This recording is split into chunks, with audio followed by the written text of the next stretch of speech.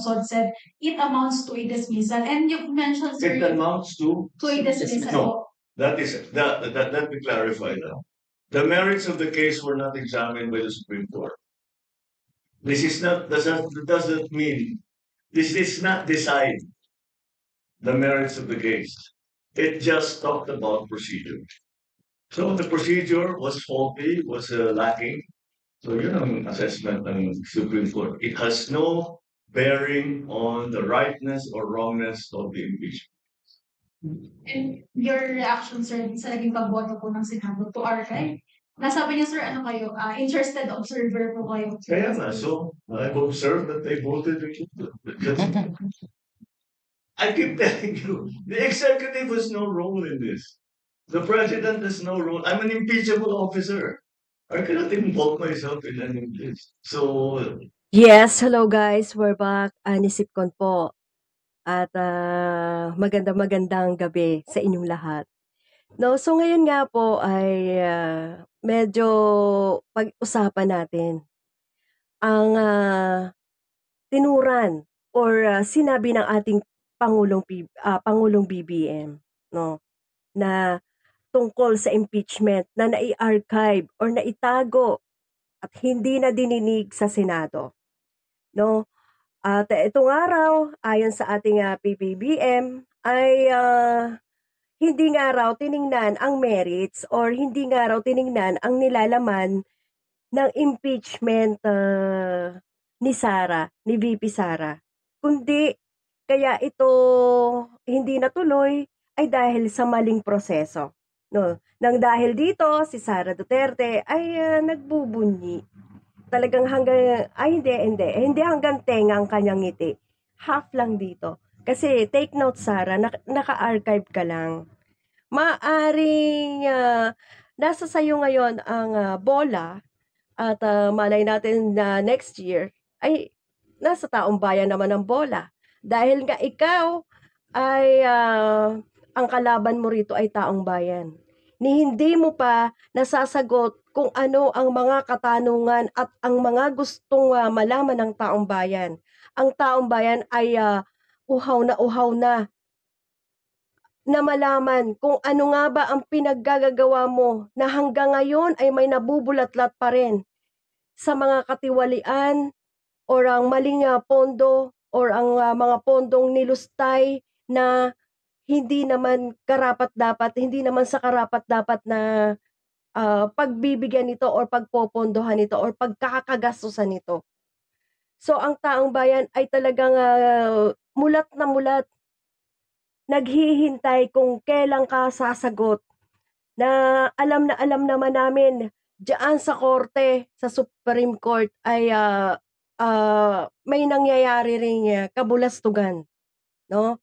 Alam naman natin na eto si Percy Lapid ay nagba-viral ngayon yung kanyang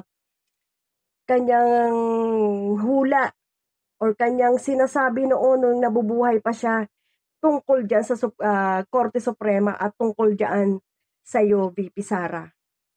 Tungkol sa Senado, sa Korte Suprema.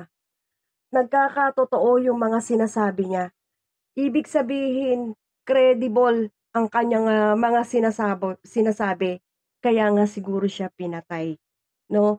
So ito nga si Sara Duterte ay nagsalita na irespeto daw natin ang Senado. Respeto nyo raw mga taong bayan. Alam naman namin na mga loyalist yan ni PBBM ang pinaparinggan niya na irespeto daw ang Senado sa desisyon nito na wag nang dinggin ang impeachment, na dapat talaga sila ang bumubulatlat dyan, sila ang dumidinig dyan, sila ang nagtatanong dyan sa'yo, sila ang gumagawa niyan at ang Supreme Court ay hindi po sila ang mag-trial, no? Kaya nga impeachment May impeachment ba tayong nabalitaan noon pa na dininig or niruling ng Korte Suprema? Di ba wala? So ngayon po ay yun nga ang pahayag ni PBBM, narinig nyo naman yan. At nalulungkot nga rin tayo dahil sinasabi ng ating Pangulo na hindi talaga siya makikialam dahil nga baka raw siya rin ay ma-impeach, no? So parang wala na talaga tayong pag-asa, no? Wala na tayong pag-asa. Kaya marami na ring ano, marami na ring gustong-gustong mag-content ng political na mga vlogger, pero ayaw na nila. Dahil nga rito sa nangyaring ito, na dapat talaga etong malaking isda na 'to, eto yung nasampulang hulihin at siyempre iulam, 'no? Eto nasampulan dapat 'to, pero hindi mangyayari, 'no? Hindi nga natin alam sa yung pag-archive na 'to kung talagang hahalongkatin pa ito muli or bubuksan pa ito uli. 'Di ba 'pag archive, 'di ba sa Messenger, meron tayong mga chat na puwede nating i-archive lang at 'wag na lang muna nating basahin, okey? 'Pag naiinis tayo sa taong yun, 'wag na muna nating basahin. Pero pagka yung gusto na natin, what if basahin ko?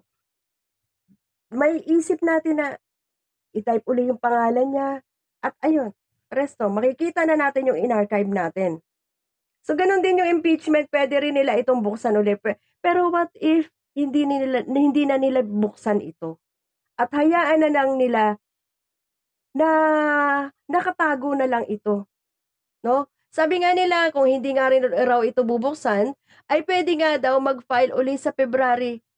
Pero ang tanong na naman namin kaya nga may mga political vlogger na talagang hindi na, nawawalan na ng gana dahil what if hindi talaga matuloy itong impeachment na 'to, na pagka nag-file uli sa February ay gumawa na naman ng paraan ang Senado. Talagang ano sila, meron talaga silang ayaw mabunyag. Meron talaga silang ayaw makalkal.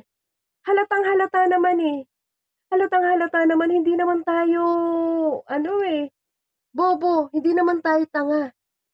Parang ayaw na ayaw nilang buksan ito kasi sabi nga ni Sarah, may bloodbath. Ibig sabihin niyan meron talagang pasabog. Merong, merong malalaman, 'no? Alam naman natin 'yun na meron talaga kaming malalaman, mga senador or diyaan sa ano, 'di ba marami ng nag-hearing noon, may mga nag-hearing na noon na meron talagang, may nasabi doon na binibigyan sila buwan-buwan, binibigyan sila ng ano ni VP Sara buwan-buwan. Hindi kami tanga na naaano namin 'yan, naaalala namin 'yan VP Sara at mga senador, 'no? Kaya alam na namin 'yan pero dapat talaga namang mawala. Puwede na kung puwede lang naman ano, 'wag na, yung tigilan na yung kakapalan ng mukha, 'wag na nga hintayin yung karma. Umalis na lang. 'Wag na lang manungkulan sa national, 'di ba? Umalis na lang. Hindi yung talagang pagduduldulan mo pa yung sarili mo dito sa national na halatang-halata naman ikaw, 'no? Na talagang para kang untouchable na. Yun ang sinasabi ko, what if pagka file uli sa February 6 ng impeachment uli laban sa kanya, na hindi na naman ito matuloy na mapunta na naman sa wala dahil sa kuntsa-kutsaba na sila, Ano na sila, tulong-tulong na sila sa baluktot ng kasong ito, 'no? Na alam naman natin na hayag na kung ano yung mga pinagagawa niya sa pera. Kayang-kaya niya itong baluktutin, 'di ba? So yun, sabi nga ni PBBM gano'n, buti nga nagsalita kahit papaano yung ating presidente ng tungkol sa nangyari na ang Korte Suprema daw ay gano'n ang resulta dahil nga mali ang proseso. Medyo kahit papaano napangiti kami pero maya-maya binawi niya kasi nga hindi siya nakikialam dahil nga mai-impeach din siya. Wala na, wala na tayong ano, Wala na tayong matatakbuhan, eh, 'no?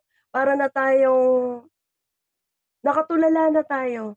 Ano na ba nangyayari? Ano na ba ang mangyayari sa Pilipinas?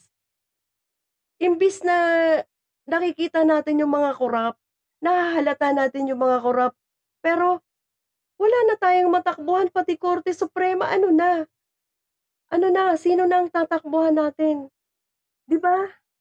Para bang, galit, ah, galit na lang, naaawa na lang kami sa sarili namin dahil bigay kami ng bigay ng, yung mga taxes namin ang lalaki, yung mga ating, mga ano, mga trabahador sa kumpanya ang lalaki ng taxes nila. Na samantalang alam niyo yun, alam ko yun, na kayong mga employee, pagka oras ng sahod, 'pag makikita niyo yung mga kaltas sa inyo, PhilHealth, SSS, tax, lalo na yung tax napakalaki. Diyaan kayo nalulungkot, diyaan kayo nanghihina na yung tinrabaho niyo sa 2 weeks kasi kinsenas katapusan, eh. Makikita niyo yung tax niyo ang laki-laki, na hindi niyo alam kung bakit na napakalaki tina-tax niyo. Samantalang ang ano naman, ang, minimum naman napakaliit 600 lang pero ang tax niyo grabe, 'di ba? Diyan tayo nanghihina, eh. Kaya ewan ko, hindi na natin alam kung anong mangyayari, 'no? Sana naman sana naman 'wag ganito, 'di ba? Kawawa kawawa yung ating mga employee sa Pilipinas, buti kung napakalaki ng sahod na halos, ganito ang, nangyayari, na halos, kaya alam niyo ang daming ano, ang daming, nagnanakaw, ang daming gumagawa ng krimen dahil nga diyaan, kulang na kulang ang kanilang sinasahod dahil nga diyan sa mga taxes na 'yan. Ta's ganyan lang ang gagawin sa atin. Pagnanakawan lang tayo tapos, uhaw na uhaw sila sa kapangyarihan. Lalo na 'to si VP Sara na gustong-gusto pa rin maging presidente sa 2028. Bakit, 'di ba? Tapos ngayon ang pinapakita niya sa taong bayan ayan medyo emotional na. So, see you na lang on my next vlog. Salamat po sa panonood. Emotional na talaga.